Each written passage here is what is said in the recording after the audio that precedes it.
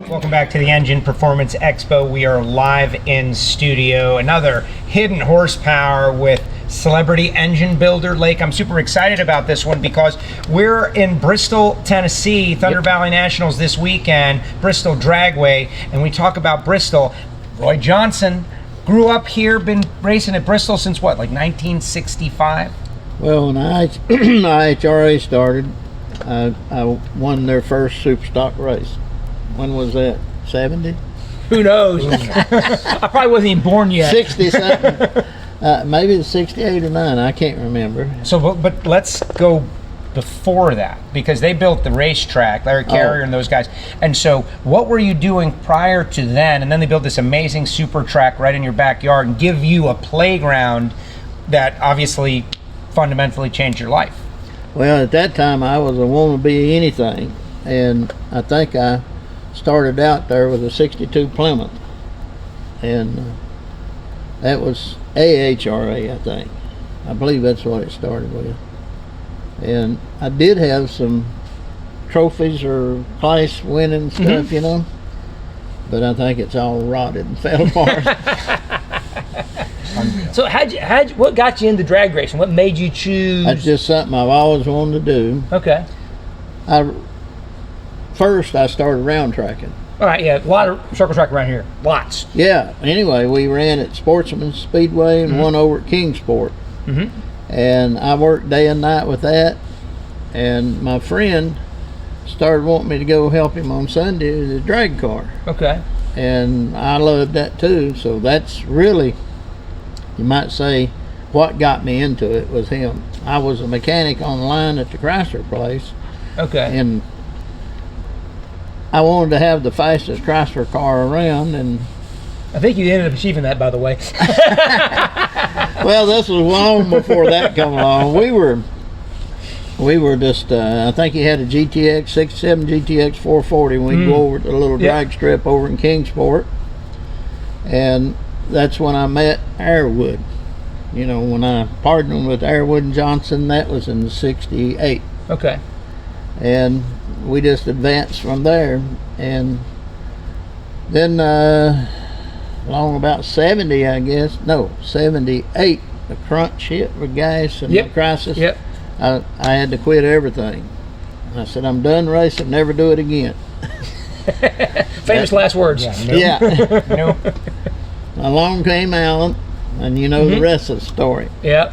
Yes. But that's what got me into it, is my friend, me working as a mechanic. My dream was to have a fastest Mopar, and been able to help him run his car at Kingsport. That was before Bristol came along.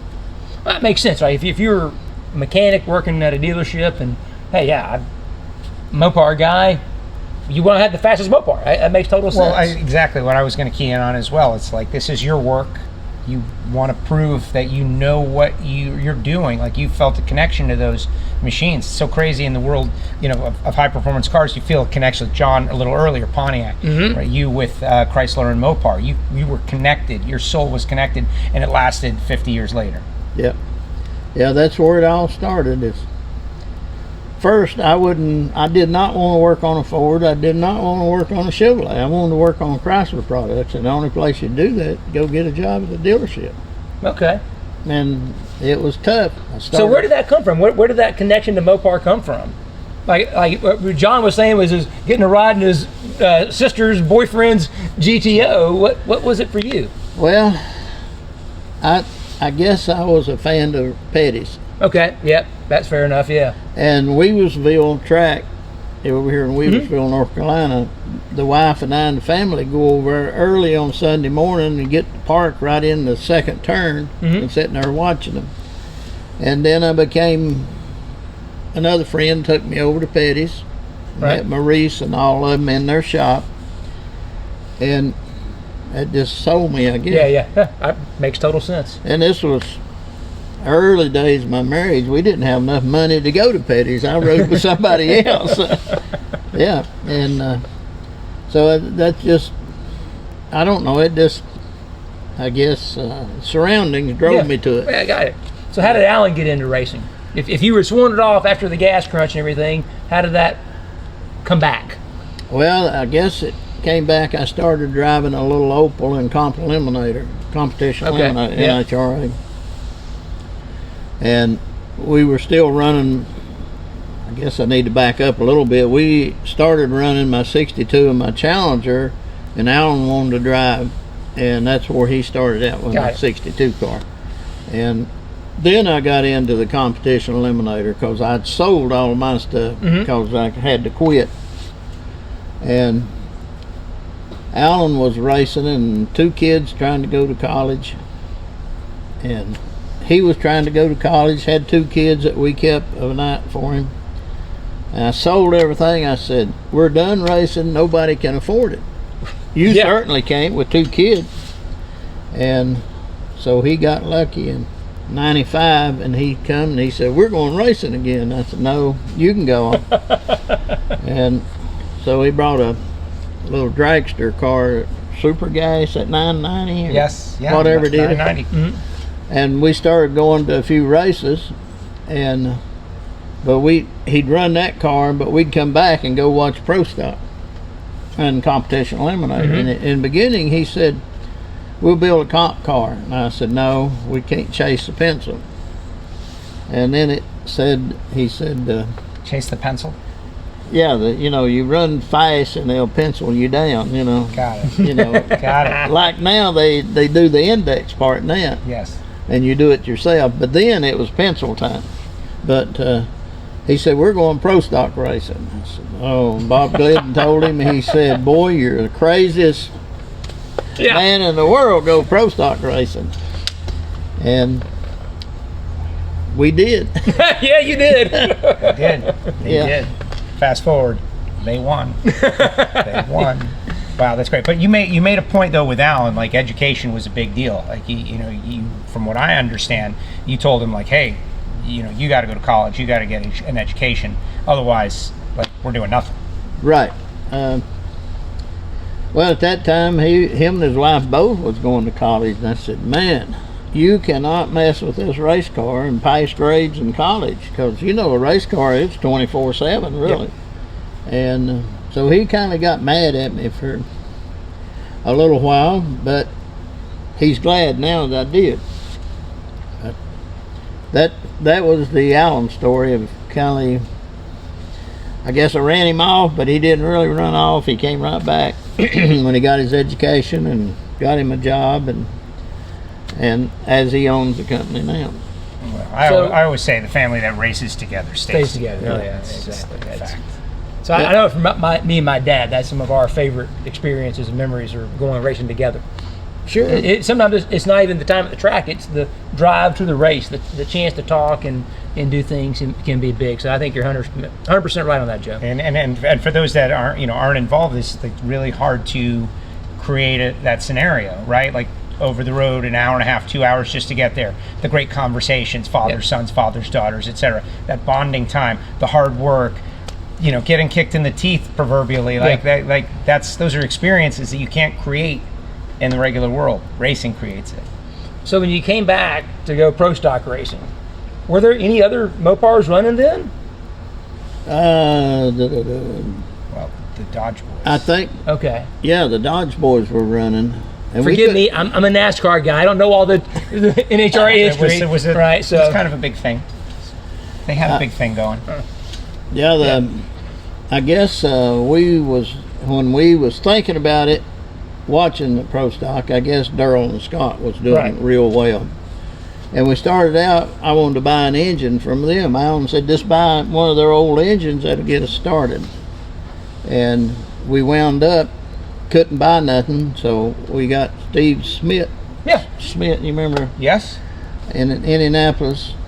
He agreed to build us, if we'd do 2 motors, and then Billy Stepp's dad, he agreed to do 2 motors. So that's the only way Steve would do the motors, because it's totally different from his Chevrolet. Mm-hmm.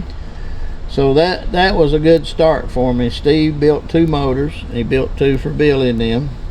And I took it from there. After a year or so, Steve didn't want to mess with the Mopars much anymore, because it's so different, Right, yeah, very different. And I kind of took it from there and started trying to learn and advance, you know.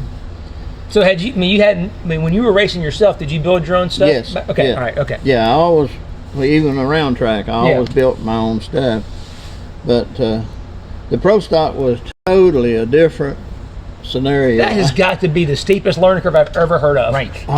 To jump out of not building racing engines for 20 years, probably sounds like, or 10 years. Yeah, let's go and Pro then- Stock racing. Right. Yeah. I know. Oh. It's well, look, Well, Steve, he's having PTSD to the moment right now. It's like, oh man. Steve was a big help to me to get started because he let me see everything was going Right. on, and I saw everything he was doing, and I probably never could have got started if I'd just done it all from scratch, you know. Right. But so I stepped through that, and then Dale Ike, you remember the late Dale? Yes. Dale Ike got involved with Mopar, and he advanced the cylinder head in a little bit. As Bob Glidden said, they call them Pawnee Dodge heads. That's what Bob Glidden called it. It said Pawnee Dodge head. But anyway, Dale built a motor, and it was kind of totally different than what Steve was doing. And for some reason, Dale and Mopar split, and he called me wanting to sell the motors to me. Well, we hadn't really hit on anything yet, so Right. I told Alan, I said, what should we do? And he said, hey, we'll get them all down here and let's dyno them, then we'll pick out 2 of the best ones. Sure. So he had 6 or 7 motors, so one of his guys brought them all to my shop, and he stayed there till we dynoed them. And we picked out, I put the one motor on the dyno, the last one we done, and as soon as I pulled the lever on, I said, whoa, that's right there. That's the motor I want. So we wound up with that motor and options on another one. Right. And that's the one we won Columbus with. I'm sorry, Richmond, Virginia. Okay. Our very first race, 98, 97. Okay. Anyway, that's what got me started, because thanks to Ike, I learned enough off of that Yeah. I could take it and just keep advancing. Right.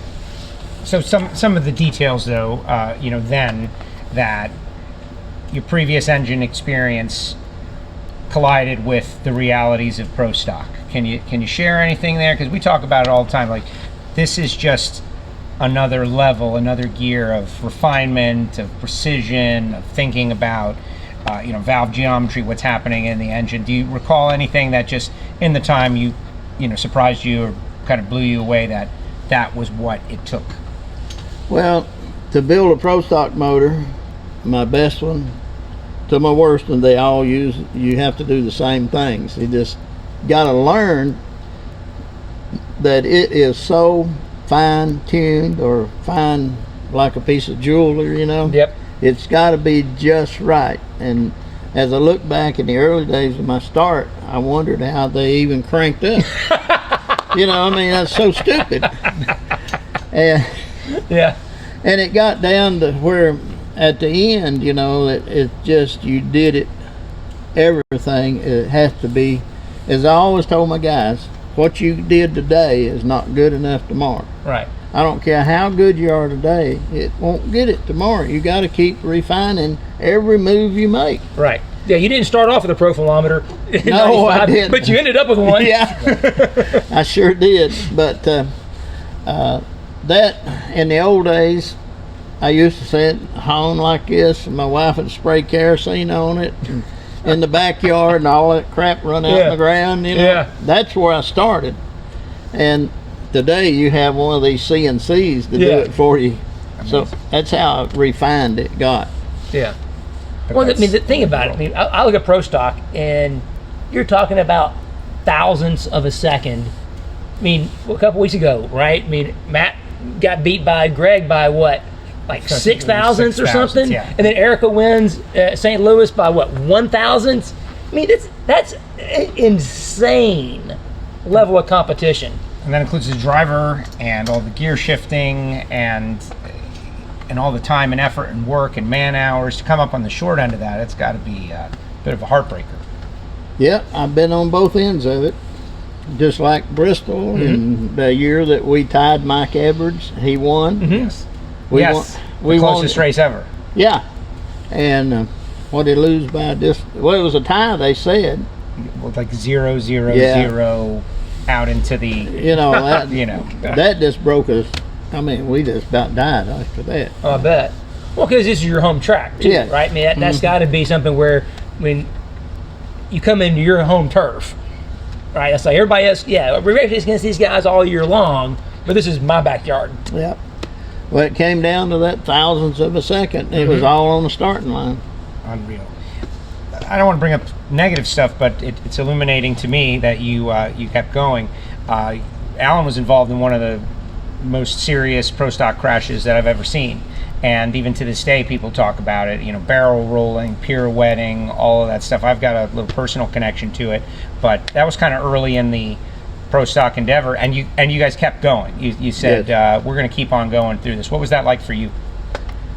Well, I stayed at the starting line. Listen, Rick Stewart was the starter then. And I said, Rick, are they talking down there? And he said, yeah. And Rick held his microphone out or speaker where I could hear. And whoever went to it, I can't remember the guy's name, was the first into the car and said, well, he's unbuckling, getting out. There you go. There it is. Yeah, just having something, right? Just having some inkling. I remember my dad crashed at Pocono, and I was a teenager, and so I ran gas. So between each pit stop, you can only have 2 cans of gas in the pits, right? So when you get to the pit stop, you have to run back to the pumps and refill. So I'm running gas back, and of course I can hear on the radio to crash. This was your dad crashing? Yeah. So Dad crashed me at Pocono. The car's up in the air and all this mess. And Pocono, by the way. right, Crazy. it's a track. big mess. At turn 1 too, right? I mean, the longest, fastest straightaway, and he crashes in the wall, and nothing. You hear nothing. And I didn't see him until they wheel him in on a stretcher into the infield care center. And it's the time. I can't imagine. Yeah. I mean, being able to have that little glimpse into, okay, at least he's unbuckling has got to be like just the biggest sigh of relief. Yeah, But you your don't know. wife had to hate that, though. Oh, she about went crazy. That's what I'm thinking. Yeah. She went running down the return road or whatever. She got down there when he was getting out of the car. And, of course, I just stood there, and it seemed like it was a day from the time he wrecked till I heard something on the radio. Oh, I'm sure, yeah. I'm sure. But he got back in the car. My personal connection to that is I was bracket racing pretty heavily at the time, and we were looking for a set of tires. So we were walking through the pits, and takeoffs on a Pro Stocker were perfect for the car we had at the time. And you guys had a set of tires for sale, and I bought them for $150. Gator Nationals, that's the race I go to every year. Yeah. So we went back, put them on our Super Comp Drags, or the car we had at the time, which memory kind of eludes me right now. But so the interaction, we had talked to you guys about them, and so we were focused heavily on you. This is the Amico car at the time. Yes. We were focused heavily. You guys run, like, if not the only Dodge out there at the time, like, thought you were cool people and you were super nice, and you know the idea of like a bracket thank racer you. going up to Said you're very we was welcome, nice. Morty. You're very welcome. Well, that was before. Now now I'm not so sure. But, and you know, you have an interaction with someone and then you're connected to them for the rest of the weekend. And then the incident was just a horrific nightmare. But you know, Alan gets out and you guys came back, and the best days of your team were ahead of you. And I just thought that was great how you kept kept going.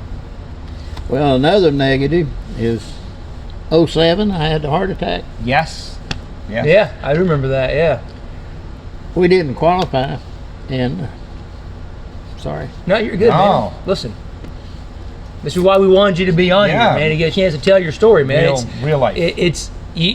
Everyone knows Alan because he was the guy out there running in front, but he doesn't run down the track without you and his father and son together, and that's why we wanted you to be here, to be able to have a chance for you to tell your story. So yeah, your real emotion is real, and don't be afraid to share it, because everybody's got to know that. Yeah. They got to know that it takes heart and soul. When you pour your heart and soul into this, that's the right emotion to have. Now we came back after the heart attack.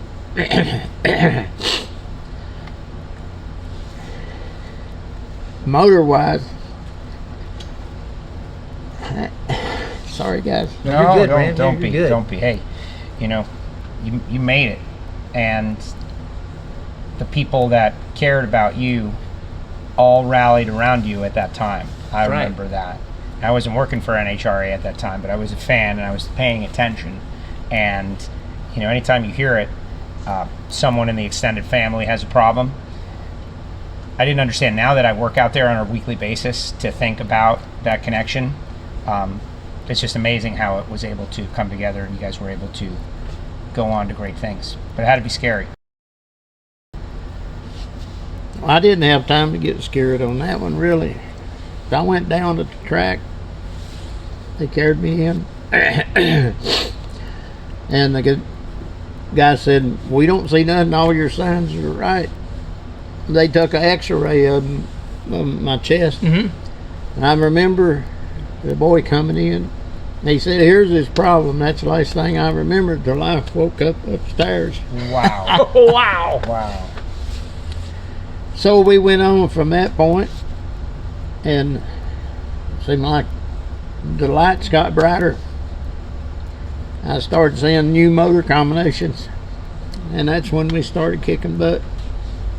It was all after that. After that, How about that? Yeah. yeah. So if you look back at our record, along about 2009 and 10 is when I hit on a new motor combination, and we started running up front. And at the time, we just had so much power we couldn't control the car, you know. So Right. we had to look at a different chassis option. And that's when things started happening. And we started qualifying. I was looking at statistics before I came up here. I wish I had brought them, but what, 27, 28 wins, 400 and some starts. I know we, after the fact, we over 500 starts, you know. Right.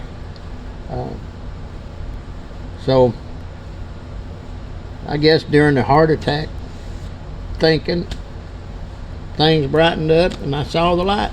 Yeah. Well, and you know, don't ever feel bad about getting emotional, because thinking about none of those things that you experienced, that Alan experienced, I don't think they happen if it goes the other way on that day. And of course, like, you got to be here for so many great things after Yeah. it, and it didn't have to go that way. Well, And, it's that second chance. It's like, hey, I saw the light. It's like, Yeah. hey, man, life is short. If I'm going to do this, we're giving it all. Yeah. And then you find that next thing. I mean, you guys, y'all were dominant. I mean, let's be honest. So which chassis did you switch to get power to the ground? Unless that's top secret. No, it's nothing. A Haas car. We Yeah. went to Jerry Haas car and we brought in a shock specialist. And I think that car's still out there, isn't it? Yeah, it's for Alan? sale somewhere. Okay. The Oh, you- championship yeah, car. okay. Yeah, I saw it on Facebook not long ago. Somebody's wanting to sell it, but it was different thinking, and I connected with some of my old connections at Mopar Chrysler. At that time, he was in NASCAR. Who was that? Ted Flack. I thought so. I thought that may Yeah. have been Ted Flack. And I said, "Ted, we need help in the back of the car." And he said, "Well, I can't help you." I said, "Why not? You know somebody that can." So anyway, that's where Adam Lambert came in. Oh, yeah. Okay, so if people don't know, Adam Lambert, He's shot guy. Yeah. We won't say any more than that, but yeah. And at that time it was Penske, and they Yeah. brought him on as a team member with us. And that's when we come up with a new shock.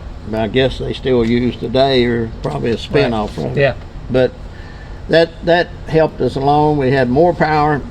We got it to the ground, and we was able to start kicking butt. Yeah.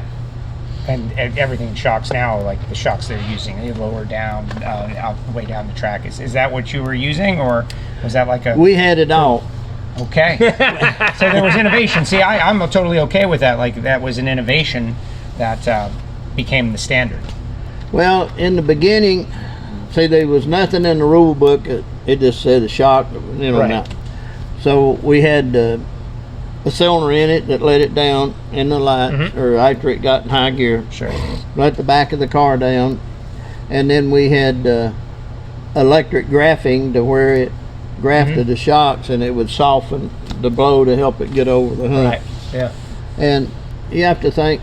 Yeah, but drag racing's just going straight, guys. So there's not a lot to it. Yeah, but you'll see this weekend at Bristol how bumpy the track is. That helps you get over that. Oh yeah. I said, think about how many cars do spin the tires not just at the starting line, but down the track. Oh. And that's the end of the run right there. Bristol's got the tunnels. Charlotte's got some tunnels like that. Yeah. And it was one of the other tracks that was a little bumpy. Can't remember. I guess it's Houston that has a water issue that it always got you in trouble. But and we've had some resurfacing lately. There have been like 3 or 4 tracks have been resurfaced over the years that maybe were bumpy back in the day. I know Gainesville got bumpy for a while, not quite as bumpy as those other ones. Yeah, but I guess Dallas was the leader in modern tracks. Yes. Dallas, the concrete all the way. Yes. That was nice. Just came from there. Yeah. It's great. We miss you out there, honestly. I think. Well, I don't really miss the racing. I don't really miss all the hard work, but I miss all the friends. Yeah, the people. Yeah. All the people. Earlier, I looked out there and it's you and WJ and John Kazi and Callie's talking. I'm like, I just want to be a fly on the wall. Well, I mean, of course, it's kind of hard for me to hold WJ. He's got more lies to tell than I do. We'll get to those. But wait. So he does have one on John Kazi, though. Oh. So tell the story about Kazi. Well, he got mad a while ago. They had a 50-foot nationals at Muncie, Indiana. 50 foot. That's all we're running. Yeah, 50 foot. They had probably 400 cars there. Didn't matter what kind of car it was. Didn't matter. I run rails. I run funny cars. I run street cars. I run everything. But it was a 3/10 tree. In other words, blank. Yep. Instant tree. To get a good light, you had the deep stage. Yep. And 100 cars, when it come down to the end, it's John and I left. He had a Mustang, and I had my Dodge Challenger at the time.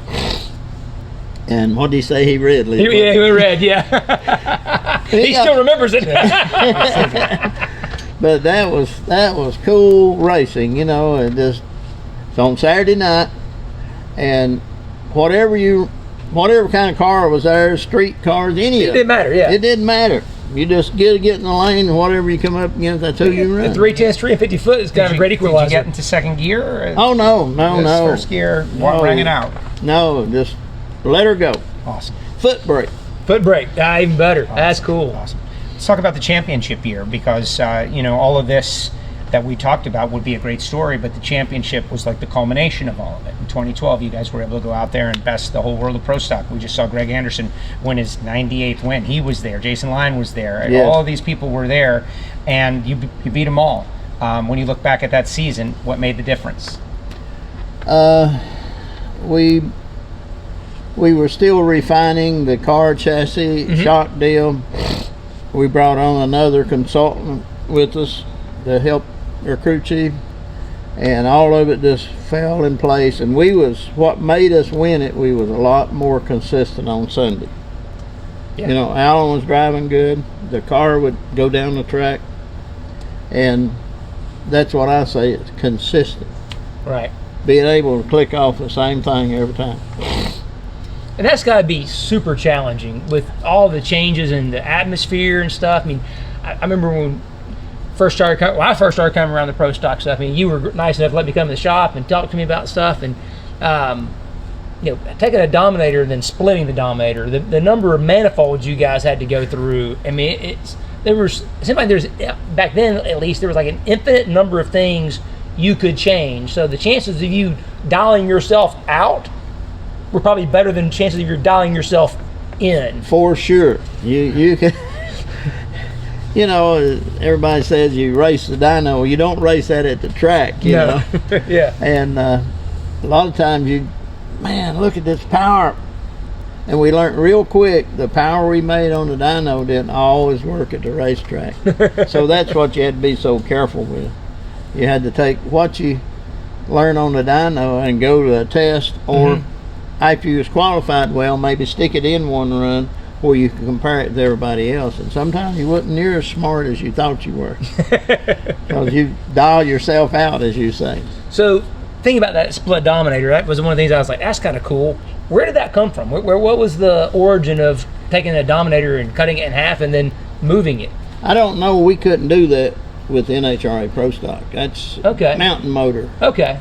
I think a mountain motor, their cylinder heads is so far apart and so much bigger than what we use.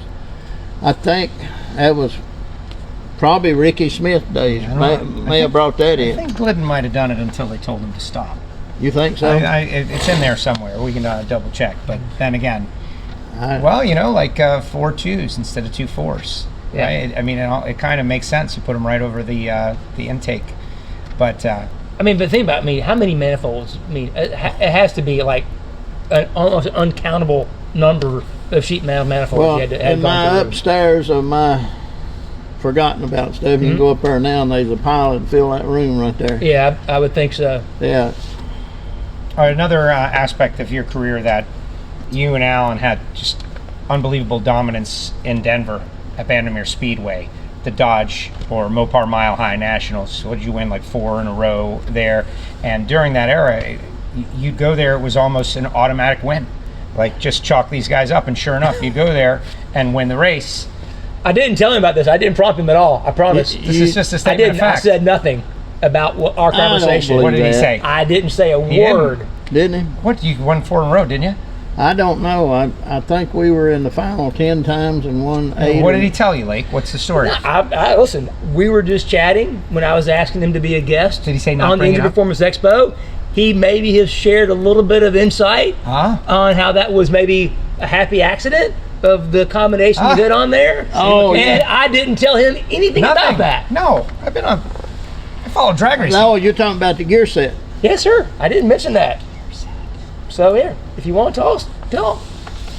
When in the early days, and I'm not sure it was the first year or the second year. Okay. You know, we'll go to Denver. We had whatever transmission you were running. At that time, we were all running Craig stuff, Liberty. Yep. So I was procrastinating, but I was working on motors. Right. I said, hey, we ain't got no gears for Denver. You always have to change transmission gears and rear end.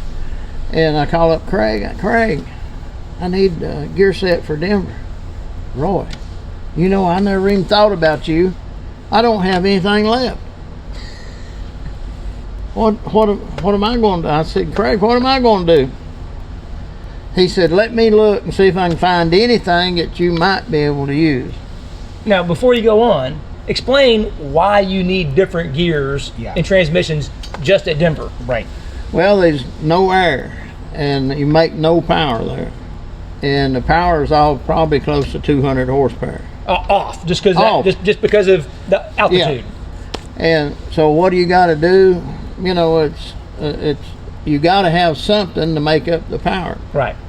And that's why we changed rear end gear. We tried to change tire size down to a little smaller diameter. And we changed transmission ratio. So when you let the clutch out, you can get that weight moving right then. And back to the story with Craig, he calls me up and he said, Roy, I don't have anything that I think you can run out there, but he said, I've got one gear set left that I'll send it to you and you use it for nothing, you know. And it was way off from what I didn't know what should run, but it was way off from what he said I needed. Yeah, right. And I said, send the darn thing on, we'll make it work some way or another. And that, I think that's when we really hit on, you got to have more gear than you think you do, rear end, transmission, and a smaller tire than you think you do. That was the 3 or 4 things I really focused on.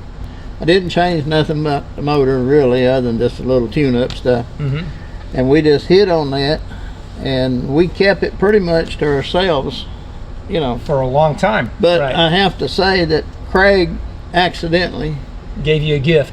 Gave me a gift. That's incredible. That is incredible. And everybody else out there is Yeah, for all the NHRA Pro Stock gurus who love this stuff, how cool is that? Right, like something Happy accident. Well, because now we talk about it a lot on the broadcast team. Like everybody's shifting faster. Like it's just a totally different animal up there. And you guys had this dominance, and so if memory serves me right, because you guys tested ahead of time. Alan used to always tell me, "Oh well, we tested and we learned some things in the test." Is he lying to me? Was he making up a story, or you guys? Alan wouldn't do that, would he? It's like, Alan. Watch any of the F1 races and listen to Lewis Hamilton just totally sandbag, lie the whole race. No, we don't know. So the front tires are going away. Fastest lap. That is great, though. That is great, and that dominance lasted a long period of time, but then eventually they caught up. Oh yeah. Well, I think we had leased some motors and had other team members there, and we had to do some of the same things to their car, and of course we control mostly what went in their car, Right. and they didn't know a whole lot of it, but they could look on the computer graph and figure it out, and I think some of them did and probably shared that. Right. It gets around. I mean, nothing stays secret forever. It's amazing you held it as long as you did. Well, Alan always drove good there for some reason. You look at his driving there, he was always in the thick of it, except when he run Larry Morgan that time. You got to stage. Oh, good old Larry, yeah. Right? That's part of it. You got to stage. Yeah. 2-minute burn down, which was like the longest burn down we had seen until this year. But Yeah. at least they got to race. Yeah. Right? This year. Yeah, that they was didn't in get the to race. final, wasn't it? Yep. But we enjoyed that. Being Denver Chrysler sponsored it. That's a big deal, right? It always give us a boost in the arm to work harder too. So talking about Ted Flack and the Mopar guys, I mean, talk about that. What does that mean to your program to have somebody like Ted and have that factory support? Well, that just got us over another hurdle, I'll say. I mean, if you didn't have somebody like that you could turn to that had enough pull to bring somebody in that was get things done, Yeah. It's easy to keep doing the same old thing, but when you're going down a new alley, you gotta have a totally new set of eyes. Yeah. Because if you look at the same thing all the time, you get where you can't see it right. Right.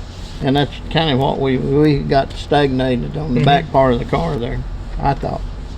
Let's talk about the Pro Stock now. They have the you can run a Chevy in every car, you can run a Chrysler in any car.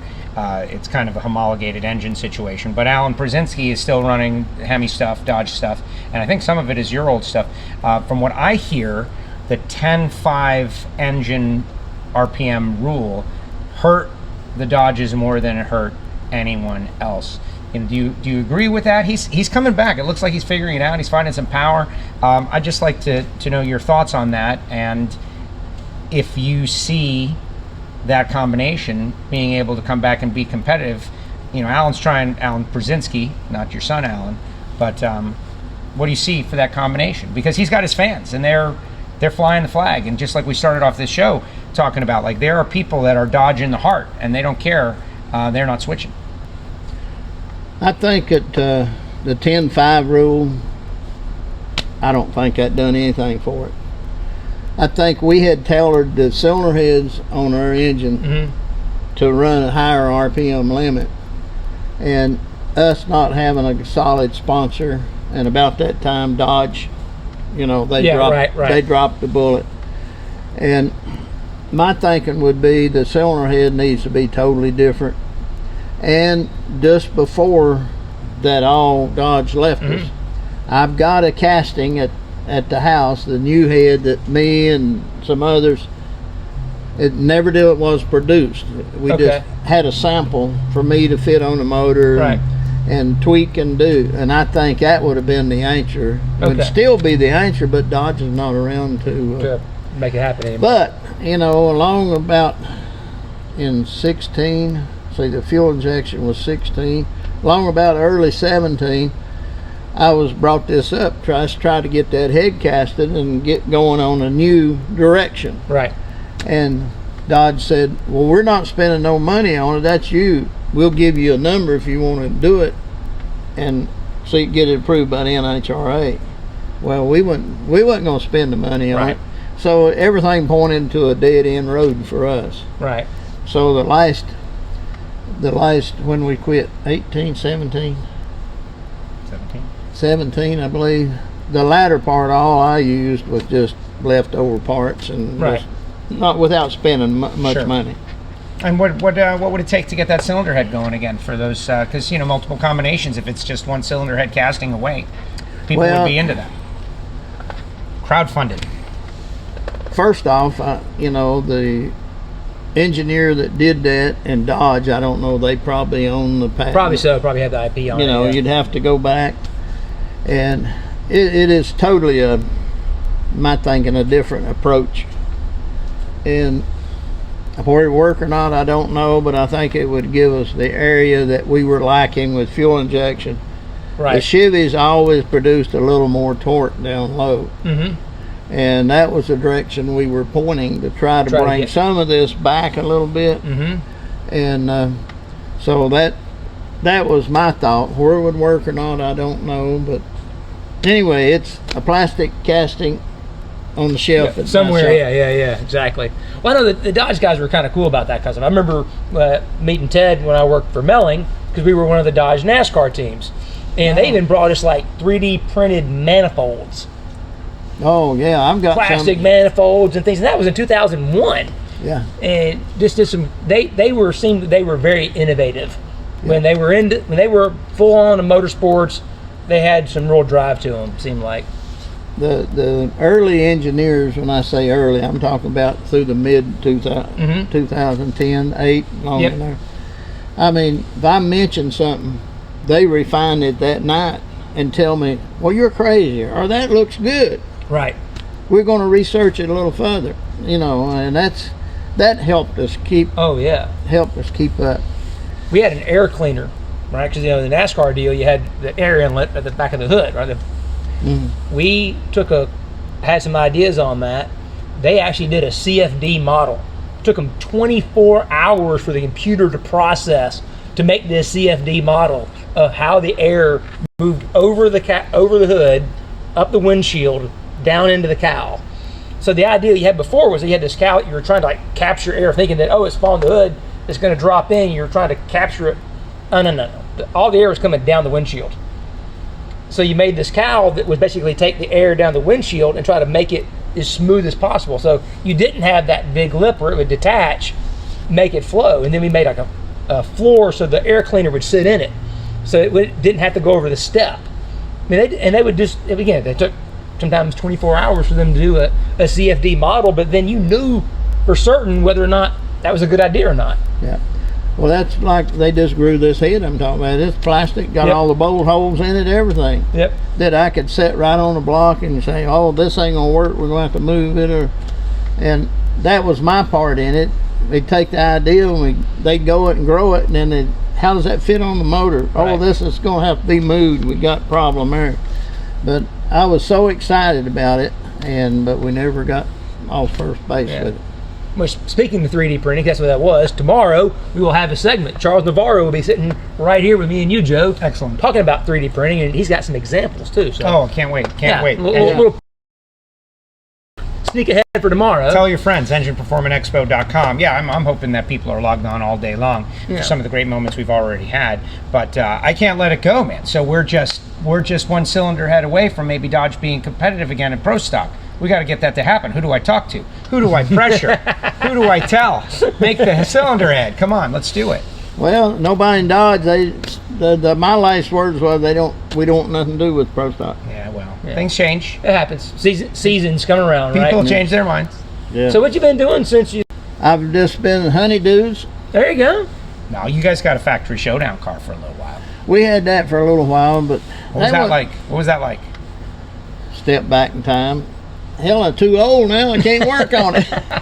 Right. Well, dealing with that's the challenge of those things. They're super quick, they're super fast, they're awesome, but they're hard to work on because it's a real car, fenders on, all of that. Oh, that was after being used to the Pro car.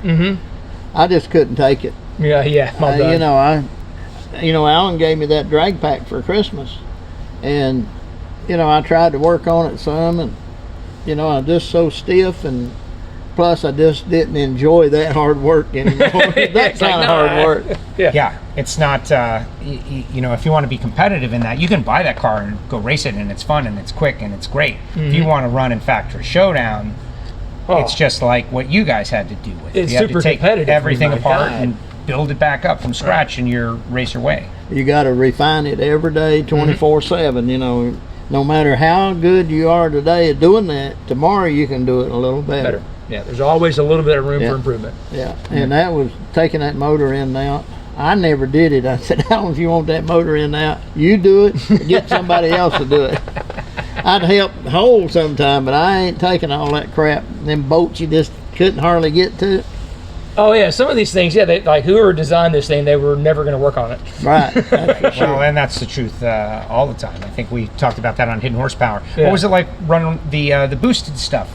Being an NA guy and then switching to supercharged, that had to be kind of an interesting transition. The first time I pulled it on the dyno, it scared me. I thought it was blowing up. That things make 900 foot-pounds of torque. Wow. Oh, I couldn't believe How that. many cubic inches were? 350. 354. So Yeah. 3 foot-pounds essentially per cubic inch. I said, I didn't make a full pull. I just pulled. I said, everything was smoking, you know. Well, see, the blower makes so much heat, Yeah. and I just hadn't seen nothing like it. Alan said, what's wrong? And I said, hell, I think it's blowing up. But it made I made 1,300 horsepower and 925 foot-pounds of torque, and I didn't know what it was doing. I just was just trying to learn. Right. Yeah, and that's why it's one of the popular new categories, relatively new.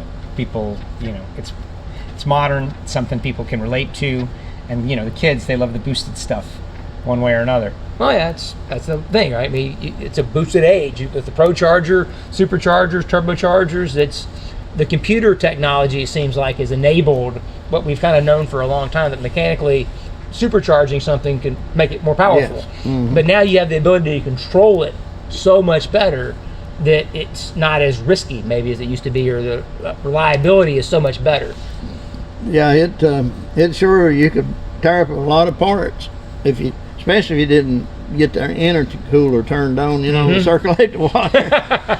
Alan come back when we're running. We was in Atlanta. He came back, and I said, Alan's missing the smoking. Why it ain't missing? I said, yeah, it is. He burned a hole right through the piston, the cylinder wall, and everything. The intercooler's kind of important. Okay. Yeah. Yeah. Note to self. Note to self. The fuel injection move. A lot of people still to this day think it was a mistake, perhaps. I want your opinion on that. I've been watching them. We just talked with John Causey about the air inlet being right on the track, so much hotter. We have yet to eclipse the previous ET record and speed record pre-fuel injection. But they're tuning with computers. It's interesting. Maybe there's a new wave of tuners coming in. When you look back on that, and you didn't get the cylinder head that you thought would have worked best with that combination, but what are your thoughts looking back? Well, one, I'm sorry that I didn't jump right into computer tuning earlier. I let Alan do that because he's a computer guru and he's 20 years younger than I am. And so I'm sorry for that. But since then, I've gotten more involved with just street stuff, doing street work. I think probably NHRA should have done that 5 years sooner, or maybe sooner than that. 20 years sooner. Maybe. The guy in the other room was pushing it in 1990, I think. Yeah. Well, I mean, I think had they had made the change back then and used throttle body instead of what they did and left the hood scoop on it, I think everybody, the public, would have loved it. Right, I think you're spot on. I mean, it's the Expo deal last year. Ben Strader did a combination, right? So same LS engine, Holley Dominator versus their Sniper EFI, throttle body injection, made the exact same power. Well, by just swapping them. But yeah, I said then you wouldn't have to change the look of the car or any of that. You could have had all the advantages of EFI without having to do all that other change if you just had done a throttle body. Well, you look at the cost of just changing the hood, front end. Yeah. But at the same time, and of course, the segment right now is brought to you by Holley, what they have been able to do with the person at home, right, who just wants to bolt something on and have it learn and have it perform at its maximum. That is amazing. And to make that connection, like the person who watches Pro Stock, who's got a project car at home, and they I want to have that and say that it's the same, to have a carburetor on there in the year 2021, to me, it just doesn't make sense anymore. Well, I'm just finished a project last week, and it was throttle body fuel injection. And I didn't even know nothing about the system when we started. But just a phone call or two, and a couple of days later, we were right there with it. Right. Made 600 and some foot-pounds of torque and 600 and some horsepower. Right. It was throttle body. Yeah, that sniper system they have with the throttle body, you don't even need a laptop. When It's the got bit a little, little old digital thing. yeah, it's like smaller than your phone. Yeah. Done. So you wish you had dived into the computer stuff earlier. Yes. I was doing engines, and I thought if I can do the best I can on the engine, let somebody else worry about all of that other. Right. To be fair, the computers didn't work as well back then. We are benefiting from the hindsight of the best computers we've ever had, and they're super fast and they're super user-friendly, and everyone's got it all dialed in now. Back then, it wouldn't have been nearly as easy. No, but at least I know how to turn the darn things on and off. Makes sense to me. Yeah. Yeah, isn't too But good. that's the regret I had. Right. But again, that's part of what the Expo is about, is sharing that. It's like, hey, listen, you need to jump into the computer stuff now. Yes. Don't hide from it. Embrace it. Yeah. I know one of the segments coming up later today is Samtec and their CNC programming. So we know that CNC machines help things be more repeatable, increase productivity, but you got to learn how to program it. Yep. And so you just embrace it. Don't hide from it. Jump into that technology is what I'm hearing you say. Yep, that's exactly. I was in the dealership service manager when it started coming on the street, and I told if you stay in this, some of them did, and some of them still in it. Some of them fell by the wayside. Yep, makes sense. So, Pro Stock, are you done? Is there any inkling, any thought, like, hey, power is available, and you could call Jerry Haas tomorrow, and who knows, you guys could be back in it just like you did the first time. No. That chapter's closed. That chapter's closed. I've got Alan's little brother's got a little S10 pickup truck he runs brackets with. Nice. That's all I need. Yeah, there you go. That's it. I got you. Are we going to see you at the Thunder Valley Nationals this weekend? I doubt it. Really? Yeah. You going to come hang out with us? He's hanging out here today, apparently. Yeah. That was good enough for me. No, I like to see my friends, but for the rest of it, no. I got you. Yeah. I tell you what, Roy, it was great. Like, this was great having you here, and I appreciate it. And this is what Hidden Horsepower is really all about. This is Mess With the Podcast is all about, is being able to have somebody like yourself come and share your story and communicate that passion, and people understand what it really takes to do this. Because people aspire to this kind of stuff, but what does it really take to do it? I mean, you showed it today. Everything about it. It's just like, if you could encapsulate what Hidden Horsepower is about and what this industry is about, man, you shared it. So thank you so much for I'm glad you asked me to come. Was there anything that you wanted to talk about that we didn't touch on? We got it all. I think you got it all. We got it all. Way to go, Larry. There we go. That's what we do. That's how we do. Roy, thank you very much. Appreciate you. This was Thank you just for having me. amazing, and that's what the Engine Performance Expo is all about.